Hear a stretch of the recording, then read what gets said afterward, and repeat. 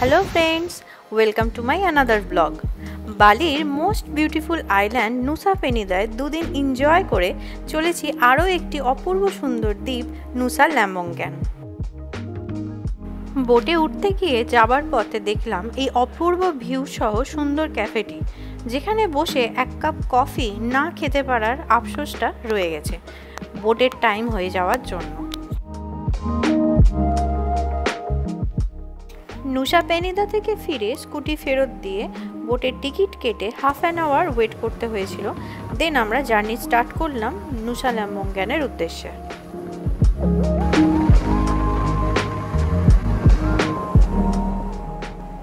নুসা পেনিদা থেকে ল্যাম্বঙ্গ্যান বোটের যাবার পথে দেখতে পেলাম ফেমাস ইয়েলো ব্রিজ, যা নুসা ল্যাম্বঙ্গ্যানকে নুসা কেনিংগ্যান আইল্যান্ডের সাথে কানেক্ট করে।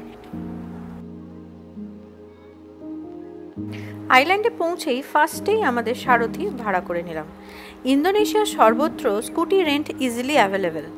এই দেশে আরও একটি ইন্টারেস্টিং ব্যাপার দেখলাম, কোথাও কোনো লক অ্যান্ড কি এর সিস্টেম নেই, এতটাই নিরাপদ।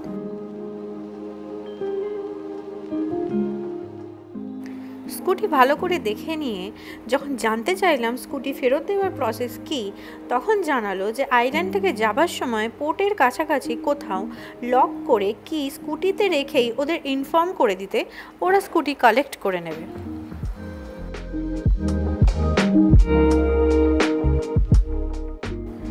মনোরম আইল্যান্ডের ভিউ নিতে নিতে পৌঁছলাম পরবর্তী হোটেলে, যেটা অপূর্ব বললেও কম হয়।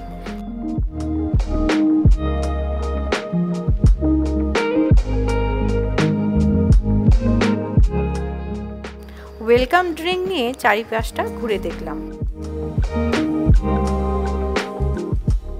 কেয়ারটেকারের বিহেভিয়ারও ভীষণ ভালো।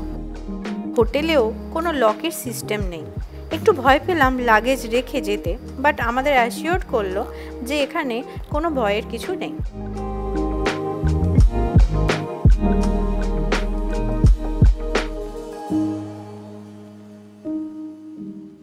হোটেলটা ভালো করে চারিপাশ দেখে ফ্রেশ হয়ে বেরিয়ে পড়লাম।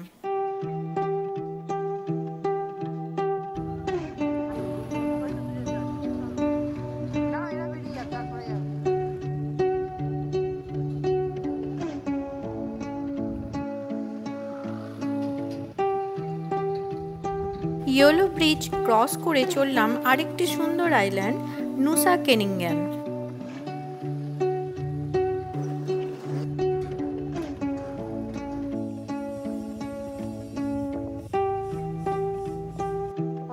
প্রথমেই স্কুটি থামলো ব্লু লেগুন। এটি একটি ক্লিফের উপর রেস্টুরেন্ট, আর চারপাশের ভিউ আহা ভীষণ ভীষণ সুন্দর। গাঢ় নীল জলের ঢেউ ক্লিফের উপর ধাক্কা খেয়ে শ্বেত শুভ্র ফেনা তৈরি করছে, যা সারাদিন বসে দেখা যায়। ঢেউদের এই আসা যাওয়া, তারাও ক্লান্ত হবে না, আর যে দেখবে সেও না।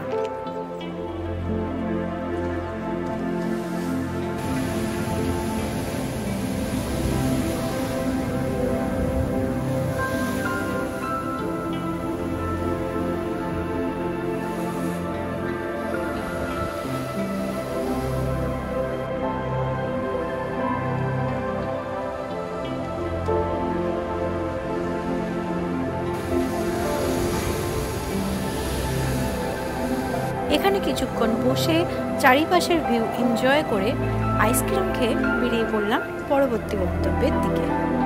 কেনিংগ্যান আইল্যান্ডের এই একটি মাত্রই স্পট ছিল, যেটা হলো এই ব্লু লেগুন। তাই এটা দেখার পর আমরা আবার নুসা ল্যাম্বঙ্গ্যান আইল্যান্ডে ফিরে গিয়েছিলাম পরবর্তী ভিউ পয়েন্টগুলো দেখার জন্য। পরবর্তী বিচ সাদা বালির বিচ, মোহাগিরি বিচ। এই জায়গাটাও বেশ মনোরম, শান্ত।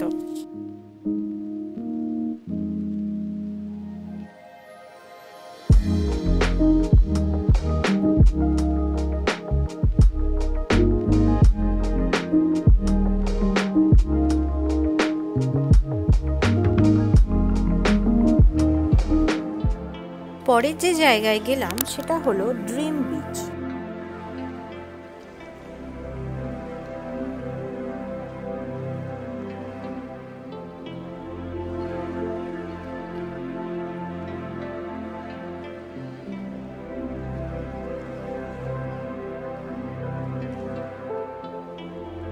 বিচের ধারে একটু টাইম স্পেন্ড করে চললাম পরবর্তী ভিউ পয়েন্ট ডেভিলস ডেয়ার। জায়গাটা ভীষণ সুন্দর বললেও কম হয়। আমার জীবনের বেস্ট সানসেট, এত সুন্দর ভিউ, সামনে সানসেট, পাশে মনের মানুষকে নিয়ে বসে পুরনো গান শুনলাম বেশ কিছুক্ষণ। সেরার সেরা এক্সপিরিয়েন্স।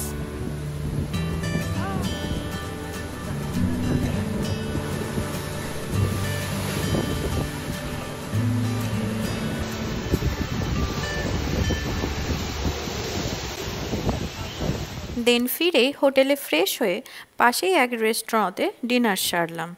রেস্টুরেন্ট অ্যাম্বিয়েন্সটা বেশ সুদিং ছিল, সারাদিনের ক্লান্তি মেটানোর মতো।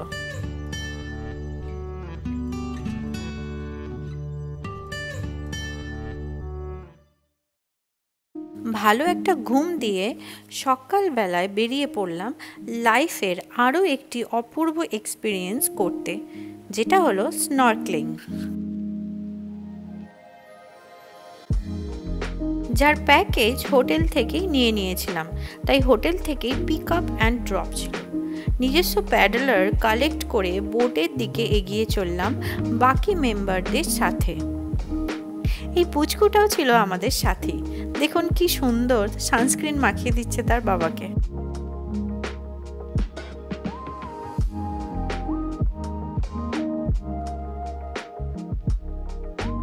বোট ছাড়লো আর ভয়ও বাড়লো। বোটের সে কি লাফানো ঢেউয়ের উপর। ডলফিনও দেখলাম বেশ কিছুক্ষণ যাওয়ার পর।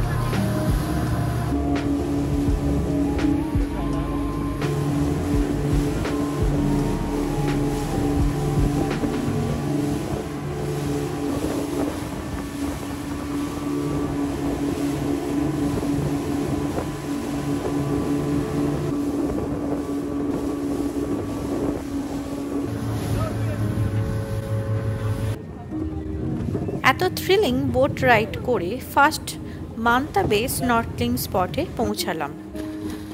জীবনের সেরা লাফ ছিল এটা আমার। লাফ দিয়ে যেন অন্য একটা অপূর্ব জগৎ দেখলাম।